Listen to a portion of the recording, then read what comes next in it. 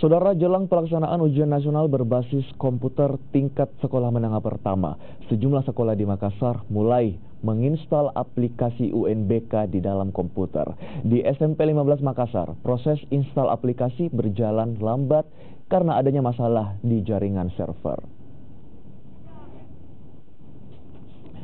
Proses instalasi aplikasi UNBK ke komputer di SMP Negeri 5 Makassar berjalan lambat karena proses instalasi sering gagal sehingga harus mengulangi proses instalasi. Hal ini dikarenakan pusat jaringan di SMP Negeri 15 sering bermasalah.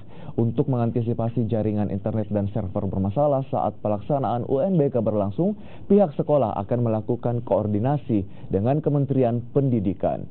Pelaksanaan UNBK tingkat SMP akan berlangsung mulai 23 hingga 26 April mendatang.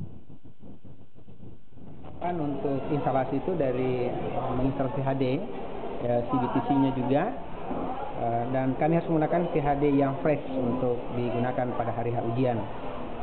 Kendala yang dihadapi ya ketika instalasi kadang-kadang di sistem itu ada kendala, terutama di VHD-nya karena error sistem itu sering terjadi.